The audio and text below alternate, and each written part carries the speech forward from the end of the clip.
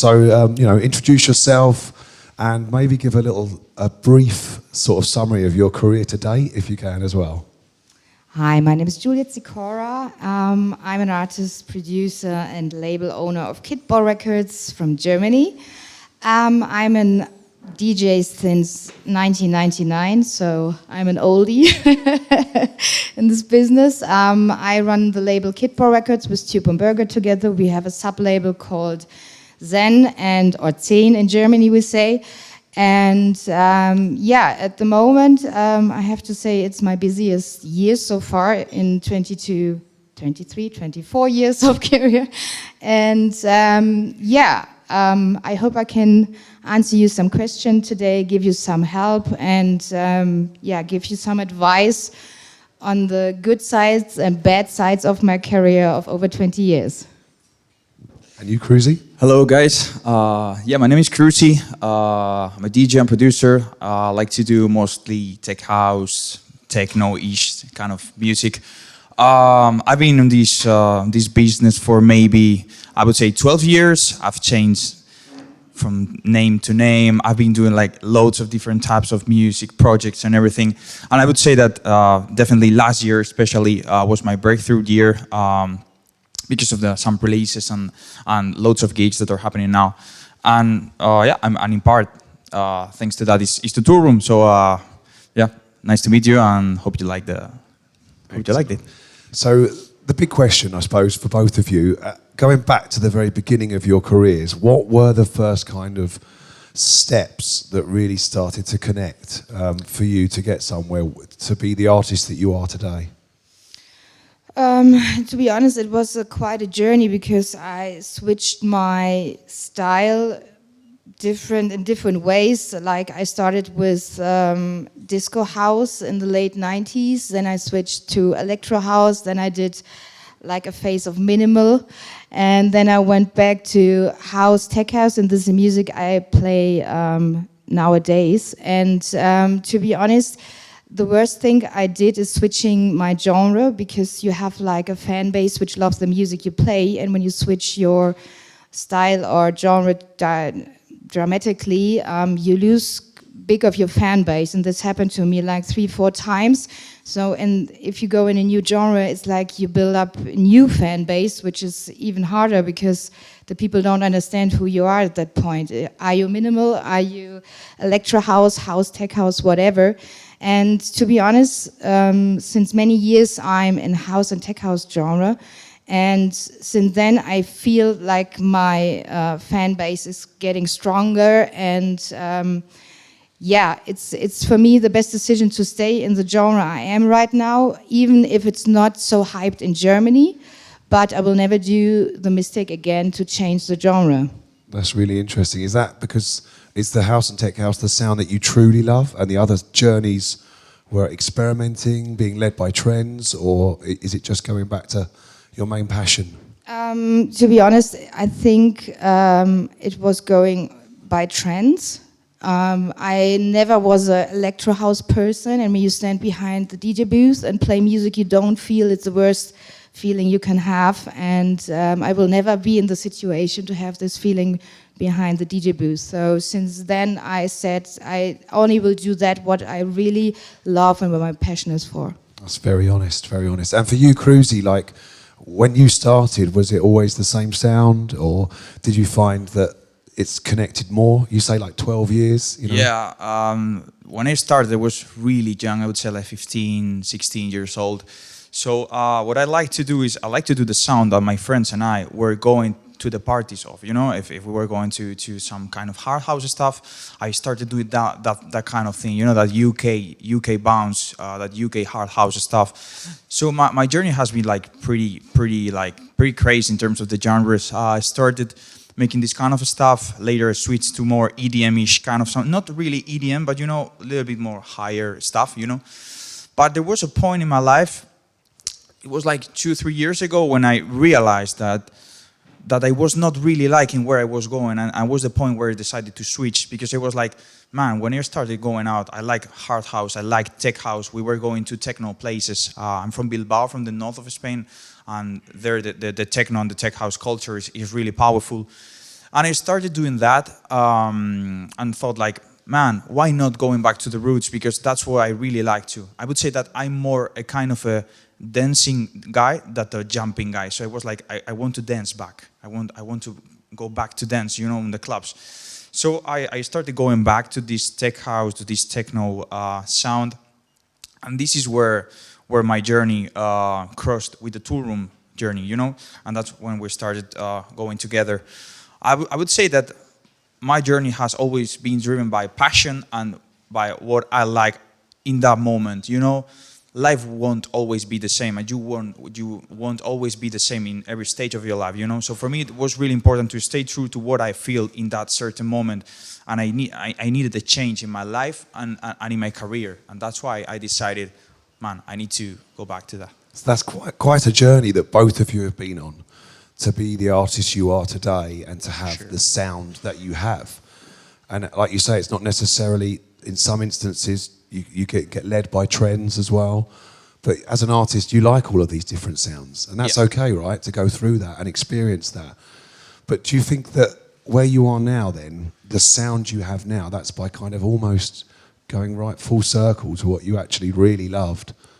Yeah, this is, I mean, I started with very housey sound, and I have a feeling I'm going back, but you can't put me like literally in a specific genre. When you hear me DJing, I play from house till techno, everything can happen, but it always have this groove. And I love the groove in the music, what I'm playing. But I'm literally more in the tech house genre, but I get influenced, of course, for so many years, I get influenced from different genres. And if my heart is telling me this fits into my set and I feel the track, so at the end, it don't have quite a genre, you know what I mean? So, but you can see when I'm playing, it's always different. And what about your productions as well? Do they maneuver a little bit across sound and style? Yeah, I would say it's between house and tech house. Sometimes with more vocals, sometimes with less vocals, sometimes with a harder kick, sometimes a softer kick. But it's never really changing genres, is it? It's always sort of focused. Yeah, it's a niche I'm in, but I also have the position I can go a little bit more left or a little bit more right. So let's talk about how you broke through and start to get relationships with labels. Of course, you started a label as well. Yes. And you built this relationship with Toolroom as well. What were the challenges like on those journeys for both of you of trying to break through and connect to labels and starting a label? I would say that when you want to connect with a label, the first thing you need to be aligned musically with that label. Yes. I don't really need to say that you need to do exactly what that label is doing, because you need to bring something to the table. That's my point of view, you know. But I think it's really important that you are in the line of the label. First, do a little bit of research. Think about where you are musically, which labels do you want to go to, and most important thing is, where do you want to be in 5 years? Where do you want to focus your career? And to think about every release you do in any labels you like, how can you translate that into, am I going to the place I want to go? And for me, for example, Toolroom was that place. I wanted to work with you guys because of that. So I would say that for any artist out there, the most important thing is to think about that every brick you put builds, you know, a house. And is this brick building my house? Yes or no? And then you decide where you want to go. Did you face many challenges getting your music heard? Yes. By Toolroom? Yes, I've been sending demos for, I don't know, 5 years. But was one, you know, was selected the one that, bam. Never gave up. Thank you, bro. Yeah, exactly, never give up. And what about yourself, your journey with labels, your own label? Well, I mean, I don't have to tell you that we receive a lot of demos, and what pissed me off a little bit, it cost me a lot of time to listen through all the demos, and I get so much music for kickball which is not related at all to the music we support or what we're standing for. And this is time stealing for me, you know? So, and this is what he said, is like, try to get into it what kind of music stand the label for, and then deliver your best music. Don't send me one demo and I said, no, it's not good, do you have something else? And this is like a question I always do. And if someone is sending me a better track, then I said, why haven't you sent me your best track on your first email? Why do I have to ask for There's a a lot of second mind one? games, isn't there, with demo submission? Yes. In your own journey, though, what was it like when you first started sending your music out at the beginning? Well, through Kitball, I'm in a quite comfortable position that when I go to ADE or IMS, I know already a lot of A&Rs from other labels. So for me, it's a little bit more easy because I have a personal contact with them. So this is the thing, when you go to the today and you see someone label you like, go and talk with them and get a relationship with them, because this is the best way to get listen to your demos from the label. And this is what I did. So when I met a guy or an A&R from a label I like to release, I went there, ask him, get connected with him, give me your email, we meet here, send the demo, and I'm telling you, the most times I get a listen. Like my release on Relief, I sent it out in the morning, and on the same day I got the confirmation that they want to release the track. So sometimes it's pretty quick. Yeah. That's pretty cool. And has starting the label Kitball and obviously running that over the years, has that given you more opportunities? Like you mentioned, getting to know other people in the industry, going to events, networking, having the label, has that opened more doors for you? Yes, definitely. But also because Tube and Burger they are like the label heads. They started the label, and I came 4 years after Kitball was born. I came to Kitball, so that makes it a little bit easier because they've been better connected than me. So, and they opened also some doors for me. And what about yourself, Cruzy? How have you found making connections in the industry? Have you found since releasing on Toolroom, things have been easier? Definitely, Toolroom has helped a lot with these relationships. I would say that the most important thing, if you want to get heard by the labels, or if you want to go to a place, is if you know that they are doing an event, go there, meet the persons. I mean, people in this industry usually think that the deals are done with the enterprises, but in the end, they are done with real persons, you know? So the most important thing is to know them, to know, to have a good time. If you go to AD, go to AD. If you go to a Berlin music event, go here, meet the people. It's much easier to get a demo listened live than by email, you know? And definitely, you will get a better feedback. And that feedback, if it's a no, no's are not really bad. If they're in a good way, you can use those no's to make them grow into a yes, you know, in the future. So if you're able to use that feedback for yourself, you will get signed to the labels. But definitely, the most important thing is go to the places, know the people, and everything will happen eventually, 100%. Okay, cool. And let's talk about work ethic and commitment. Because I read a quote from your Instagram, and you said, 9 hours a day, 6 to 7 days a week, making music, designing a brand, thinking about every 1% possible, and people still call me lucky. Yeah, it's crazy. I've been having that quote in my life a lot. People usually call me lucky, but I remember when I went to Madrid, and my studio is quite far away from where I live when I moved to Madrid, because I'm not from there. And I was going every single day, no matter if it was raining, snowing, doesn't matter. I was walking 2 kilometers to my studio to go there and make music because I really wanted this. And in the end of the day, I need that. You need to think about how much do you like this? How much do you want that? If you want it, you will do it, no questions. And it's very important to think about every 1% possible. Maybe some people think that, no, this is not so important. You never know. Maybe that 1% takes you to a place where you get your music signed. You never know. So if you really want to do this, focus on that. You will get it 100%. If you dream about it and you work for it, you will get it 100%. Do you agree with this advice? Yes, totally. I mean, we are in a 24/7 job or passion, I would say. So when I wake up, I think about it. When I go to bed, I think about it. So yeah, you have to have the passion for it. And what about new artists that, I mean, did you guys, back in those early days, did you juggle another job? Did you have a different career? Was it just going music? You know, what advice would you give up to new artists that are weighing up possibly even giving up a job that they have just to pay the bills to fully committing themselves to music? That's a tricky question because I know people, of course, they have to work to pay the bills, and we all know how hard it is. Even at the moment, it's really hard to get your schedule full with gigs, and there's so many artists around the world who have this dream and want to be successful in their passion. But I'm a person, I always choose the safe way. So I had always a job, and I had my dream. So, but I'm one of the lucky person. I can now live out of my dream. So yeah. But I'm a person. You had a career in architecture, right? Yes, yes, exactly.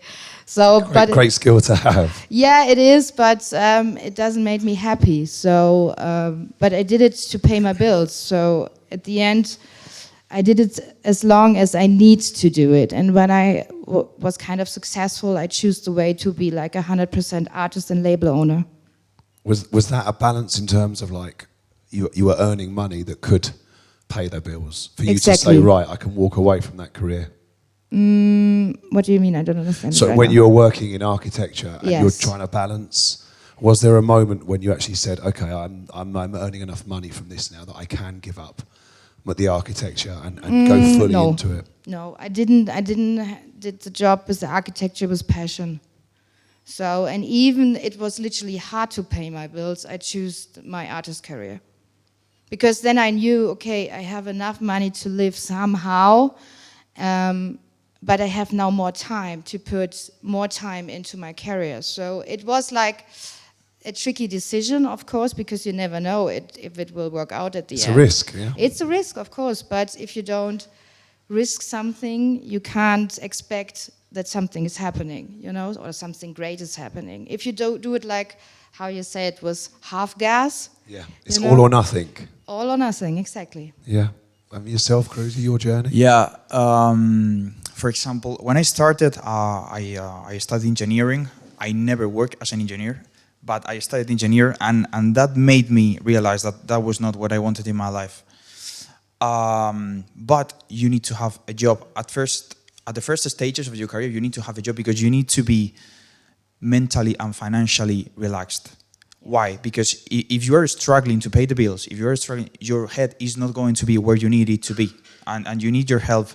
You need your head really without any stress, because you need to focus on doing music. So I highly suggest to get a job first, work on your music, and potentially the best that can happen in your career is that you work in any place related to the music. For example, an ideal job would be to manage. To be the community manager of a label you like, or to be managing a lot of, I don't know, a lot of social media or whatever, but try to have a job that is connected to the place where you want to be. In my case, I had the luck that I've been producing for so many years, and I started to ghost produce for a lot of people, and that gave me the ability to switch from one genre to the other one very easily, and at the same time pay my bills. So it was like a double win job, because I was getting money and I was practicing for future productions. If you can get to that point where you can work on something related to the music, that's the best job you can have, in my opinion. Yeah, this is what happened with me with Kidball. Like, so I get like the safe money for my daily living from Kidball Records, and I could be more focused on my career as an artist. And the good thing is like more connection. It's like literally going hand in hand. Because as an artist, I suppose the money can go up, it can go down across time. Yes. 100%. Especially during Corona. Yeah, of course. And things like live gigs, you know, as well, of course. How do you actually start building that in those early stages? You know, how do you go about getting live gigs? How do you get those gigs? Do you hustle yourself? Yeah, go out. I mean, most of the gigs you have at the first stages are not because bookers really book you. You go to a place, you meet a person, you start speaking. You do this? Okay, come to play, and that's how you get the gigs. I must say, and being honest, that in this stage of my career, I do that. I have an agency. I work with you guys, and I work with radios. And even though I have an agency, I cannot leave my career 100% to anyone. You know, I need to go out. I need to know people. And some of the bookings I still do them myself. Of course, later I put them to my agent, and my agent closes it. But I do it. So if you really want it, if you really want to be there, go out. That's what you had to do in those early years. You guys went out and hustled for gigs. Yeah. Yes, my first gig was with the headphones from my dad, and back with 40 vinyls, my first 40 vinyls, and I was DJing for some drinks. So and I did it for No fee, yeah. quite a year, like because people give me the opportunity to DJ, and I still don't do it because of the money. It's a passion, and this is how it started. So I was happy when I get like my first 100 Deutsch Mark, you know, on my first gig. So I was so proud that I get money for, you know, do something which you love, and and this is building up. And he's right. You have to be out on the parties where you like to play. Go there where the DJs are you like. Get connected with the promoters or the staff who's working there, because mostly they have a good connection maybe to the booker, and if they like you, then you can ask them like, hey, do you know who the booker is in the club? Do you think, is it possible that I can play here? I will do it even for free, you know what I mean? So give me the opportunity to show you how good I am. So I mean, at the end, you have to sell yourself to a promoter, a festival manager, and mostly, I would say, they book you also because you are a good person. Of course, you are a good DJ, but it's also the personality we talk about. Yeah, that's a good point. You know, they don't want stress. They want things to be easy when they're booking DJs. And so is that a big thing for both of you about being nice people, being easy to work with? Honestly, I only work with people who are nice to me. So, and I'm of course nice to them. So I don't want to work with assholes together. Of course. So, and when I book an artist and he's an asshole, I will definitely not book him again. So. And when you were both hustling for those first gigs, was this local to where you were growing up, to where you were living? Sorry, I didn't understand you, Pete. So when you were first trying to get your first gigs, Yeah. is this local to where you were living? You Yes. know, did you build up things like regular residencies in local clubs? You're playing every Yes. weekend. I have a cool story about this. I still talk with my first boss, the guy that first gave me my first gig in my life.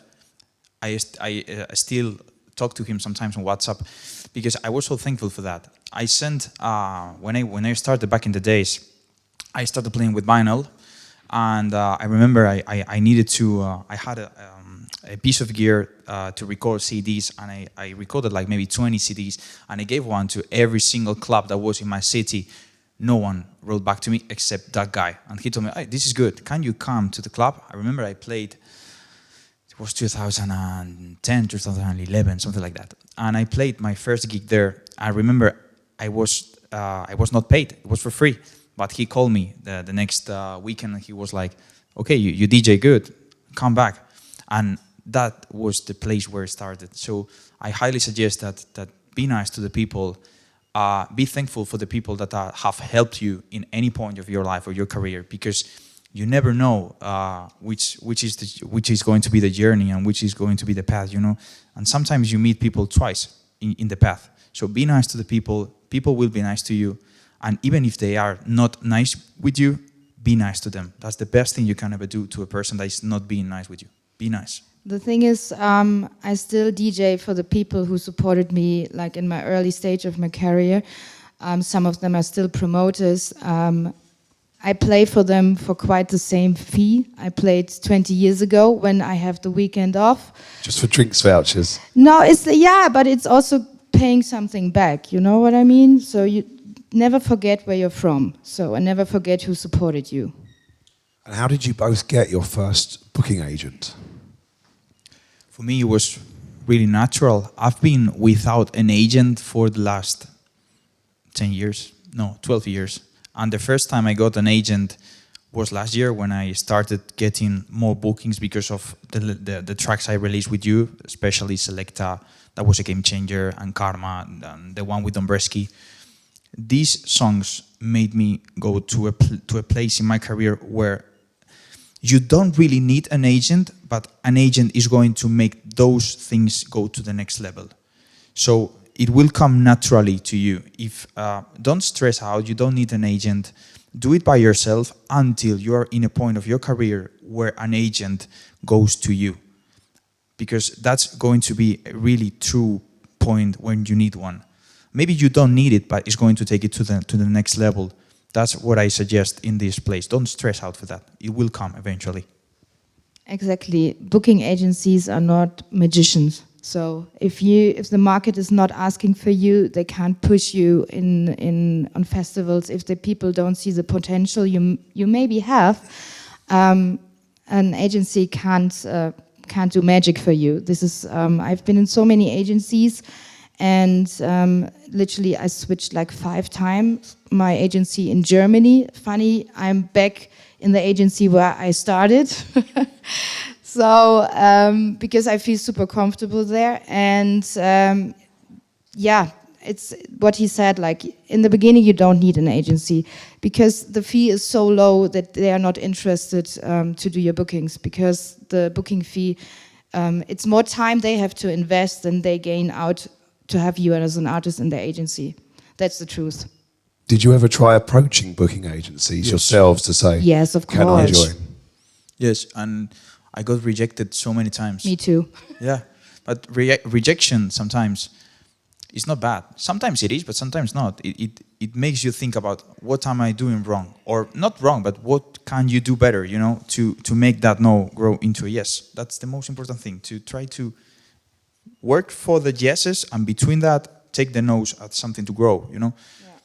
Yeah, but so many times I get rejected. I still sometimes get rejected by clubs. No, we don't want you, okay, yet. But you worked for that, you know, slowly. It's a very positive attitude. I think you can take a lot from that. And what about people that don't want to actually gig, that might not necessarily want to DJ? Not all artists want to DJ.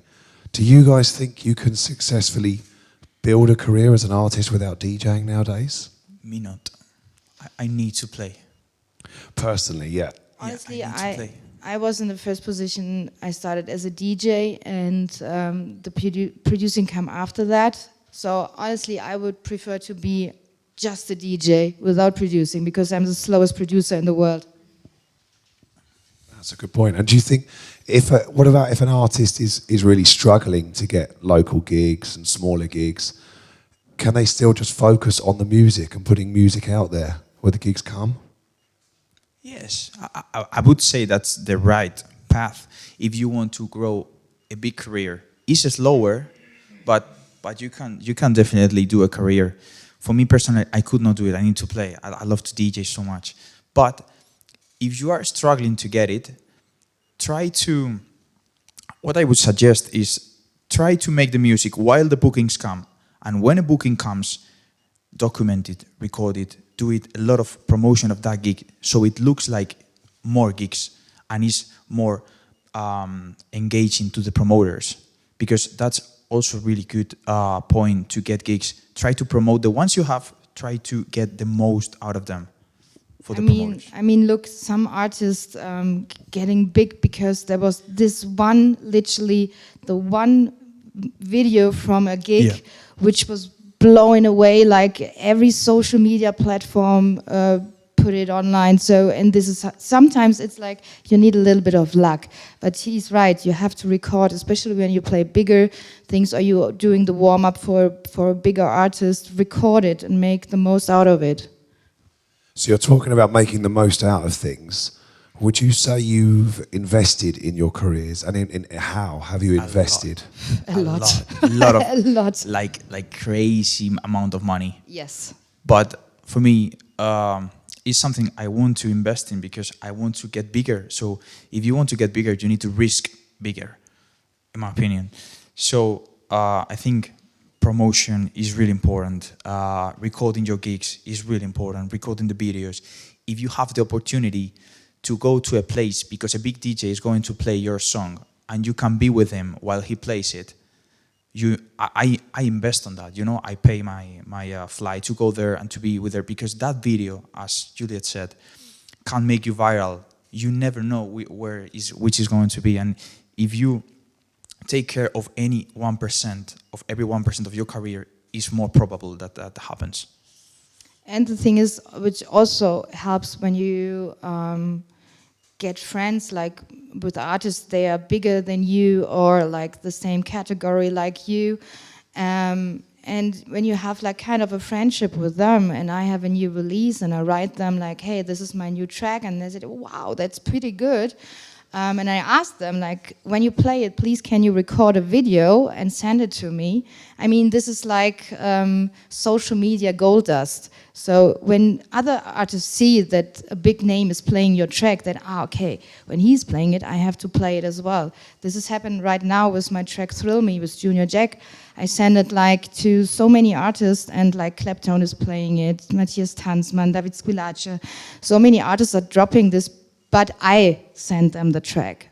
So, and this is kind of course, time you have invest into your music, and write the people like, hey, I have a track, or when you meet them, can I send you one of my new tracks? Or a lot of artists have like Blondish, Melanie Ribble, they have like a demo email address or a Dropbox where you can send the tracks. And then they listen to it, and if they like it, because they like to play unreleased stuff, they drop it in one of their next sets. So this is also a possibility. So you're talking about investing both time in friendships, relationships, money, back into things to help promote it as well? Yes, definitely. Yeah. I think I invest 30%, 20 to 30% what I gain per month into my career.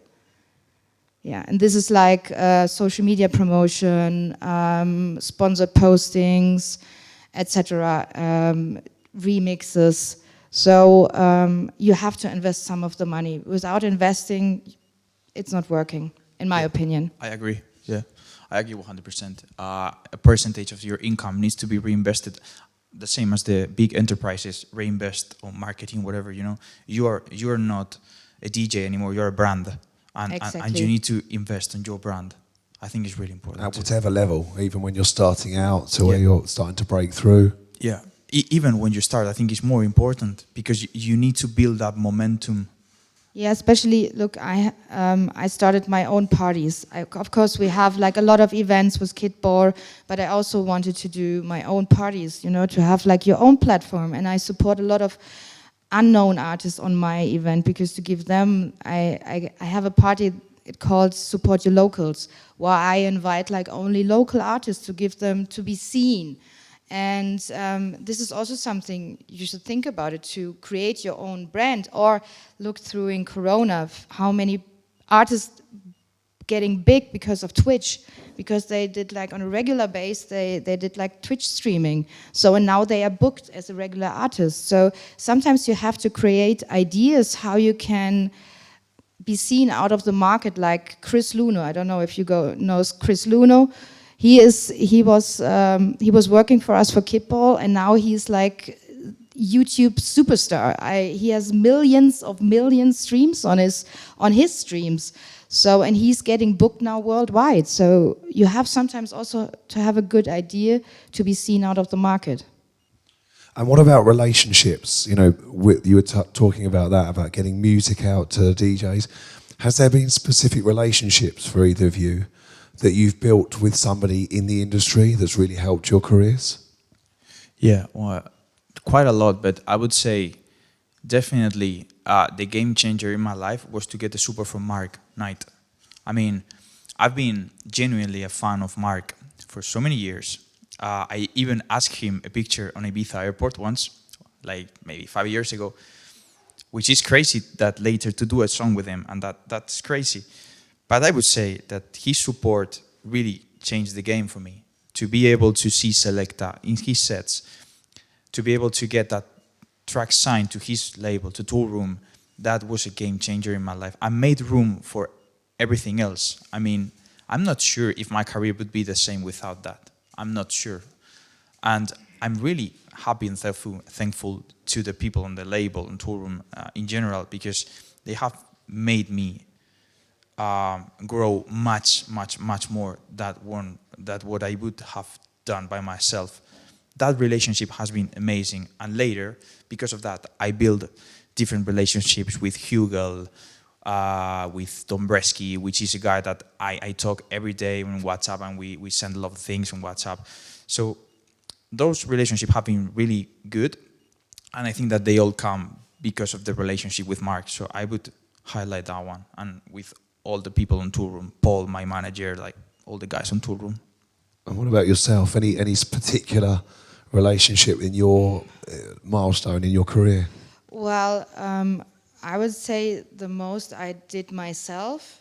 But of course, if you have a relationship with a big artist like I have with Clapton, it brings you like on the next level. So you need, in my opinion, if you want to go next level, you need this kind of support like you had with Mark Knight. I have it with Clapton, because they have the power to push you in new channels where you normally maybe wouldn't get into it. So, and I had a call with Clapton's manager, because I asked him, how can I be more successful or grow bigger? And he said to me, yeah, I think you are right now at a point where you need kind of a management who pushes you in the right channels, because you are now, and this was a pretty honest talk, he said, I think you are now on your limit, what you can do yourself.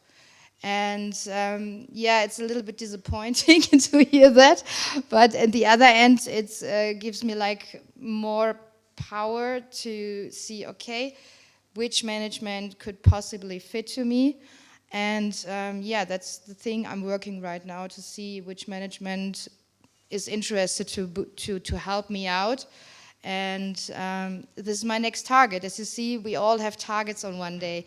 Your targets are to get gigs, to get signed to a label. So my target is now a different target, because I reached this. So we are always having targets to gain the next one. That's really interesting. You talk about targets, because strategies, planning. Yes. Yes. Is that something you've always done, even at the early stages of your career? How important is that? Always. For me, like life, or, you know, business, I wouldn't say life, but business is a strategy. If you want to get to a place, you need to get to small places before, and you need to build small steps, so those steps take you to the place you want to go. And always think about that. Is this next step taking me closer to the place I really want to be? If the answer is yes, do it. If the answer is no, don't do it. But I would say that it's really important to have a plan. Even in the studio, even when you go to the studio, why am I doing this track? Do I want it, I don't know, to listen on Spotify? Do I want it for a sunset? Do I want it for a late night set? Always have a plan when you approach studio, a business, whatever. I would highly suggest that. Exactly, and even I was so often wrong. My latest wrong decision was Kevin McKay from Glasgow Underground wrote me like one of my last releases, and he said, wow, this track is so amazing, and he wanted to do now a remix out of it, and it came out on Kitball, because I couldn't find another label who wants to sign it. And he said to me, like, I had signed it straight away, and said, damn it.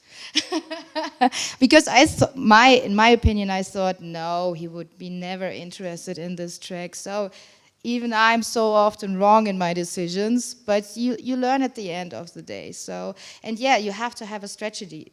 And for me, last year, I decided for the first time, I will work a lot in the studio, pain in the ass, but I have to have like a guideline for this year. So, and I have since March till the beginning of October, I have literally every month I have a release on different labels, which I like, I want to be on it. And this is super important, because normally the most artists say in the winter they produce, for the releases in the summer, because when you're touring, it's super important that you, next to your touring, that you have something to show the people. And this is, of course, music when you're a producer. So you have like timelined release after release after release. And of course, the best is if 4 of your tracks are, let's say, in the Beatport Tech House Top 100. So a lot of promoters still look on Beatport and see what's going on there. And if they see like, wow, in the top 104, Juliet Sikora tracks are in there, damn, she's hot, so something is going on there. Maybe we have to book her or have her in mind for next year for the festival, whatever. So quite a lot of strategy and planning in the releases from your side. Yes, it is. Okay, cool. I think one final question, it's always the big one before we maybe open up to some questions in the room. If you could give one piece of advice to every aspiring artist here today, what would it be? Only one. Hard to choose. Yeah, it's difficult. Perhaps it's the one that maybe you wish you had been given in the early days. Do what you really feel. I mean, if you really want to do that label, do that label. If you don't want to work, or you want to work with that manager, don't do it. The instinct always tells you the truth. And you later sometimes think like, nah, let's do it. And you shouldn't, but your instinct was right. Trust your instinct. If you think something is genuinely cool, if you think that something is genuine, do it. And it applies for everything. Labels, businesses, partners, whatever. Producing as well in the studio? Always. I really think this is cool. And all the labels tells you, I don't want this. And save that track. Later they will come to you and say, oh, this is cool. I told you it was cool. Happens a lot of times. A lot of times. Yeah, I think we all have like a folder with with a lot of tracks, and I literally found a track which I've produced with a friend of mine 12 years ago, and we found it by mistake on the computer, on the hard drive, and I said, damn, it's fucking good, so we have to release it. But back in the days, I think it wasn't the right time for this track, but I think now it's the right time. But what I want to say, always have a strategy and do yourself targets where you want to go with labels, with gigs, people you like to know. Go there, talk with them. Have always a strategy. What are your targets for your career? Awesome. Does anyone have any questions to ask the guys at all? One at the back, yeah. Oh, sorry. So, Juliet, you touched on the having management team. What is the process of trying to find management, or like, how would you advise aspiring artists to how to get a management? What will you take into consideration when choosing management? And yeah, basically how to get one, essentially. To be honest, the Klepto manager said to me, unfortunately, they are full, because this was my first my first question, if they are interested, but they said, unfortunately, they are completely full, which I heard often right now. But how I choose the management I like to work with is I look which artists are already in there. Do I have a connection with them, sound-wise, whatever? And of course, I'm scanning what was their progress like over the past months, is something happening, etc., which festivals they are playing. And I think then you have a good point of view to see which artist management potentially could fit you. Yeah, good stuff. Not a question, for just last one. So you also mentioned Beatport as a sort of relevant medium for promoters to see whether to book you or not. Would you also consider Traxsource on the same level, or how, like, for maybe you two personally, which platform would you prefer, or like, do you feel that Beatport is more important than Traxsource? I would say Traxsource is more important for the US market, in my opinion, and Beatport is still very relevant for Europe. Of course, you should focus on both, but in my opinion, Traxsource is very house-related in their different genres. And if you are a house artist, you definitely have to get more focused on Traxsource. But if you're a tech house artist, or literally I'm more a tech house person. I have to be focused on both, but more people or more promoters look on Beatport than on Traxsource, what's going on. Good stuff. Thanks. Anyone else? Anyone else at the front?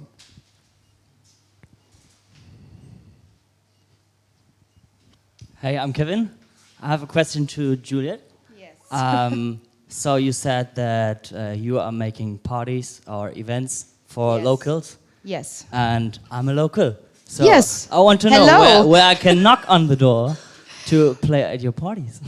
Well, send me a message on Instagram, or I can give you my email account. Then you send me a demo, and if I like what I hear, you are happily invited. Sounds like a strategy. Thanks. You see, it's a strategy. Just You're already working that, on it. Take that opportunity. Go for it. You know, contact people. Thank Yeah. you very much. Yeah, that's your chance now. Any other questions at all? Yep, at the front.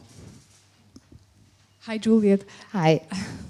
So nice to have this chance to talk to you. I would like to ask you, like, when you make a track today, for example, you say, okay, I really love it, and you say, okay, I will release it, or you wait some time to wait, maybe you make some more developments. It depends. Sometimes I'm in the studio and I think I produce the biggest banger on the planet. 2 days later, I go in the studio, listen to it again, and then think about, wow, what was wrong with me when I've been in the studio. So normally, it's like you have like different projects, and sometimes I'm more in the mood to work on this project, or maybe I have another idea to rework on that, because sometimes you have a track in your mind and it's not going out of your mind, and you think, what can I adopt it? But sometimes I don't have more ideas. I don't know how you feel. You work on a project and it's like you don't have any idea what to add to it or change to it, and then I leave it by side, and maybe weeks later I open it again, and maybe then I have ideas. So normally you work on different projects on the same time.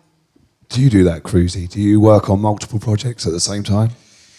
Yes, I'm a little bit crazy about working on production, and I'm quite fast producing, so I can't be like on the same week like working on 1 to 3 songs at the same time. So what I usually do is I try to get the arrangement really fast. Later I see if that's working, getting a reference, and if that's working, I will start with the details and that stuff. And I really like to test it. Sometimes you think a song is a banger and you test it 2 or 3 times and it's not working and you need to change things or leave it aside. And sometimes it's the opposite. You do a song that is quite average to you, but you like it and you play it and it's a banger.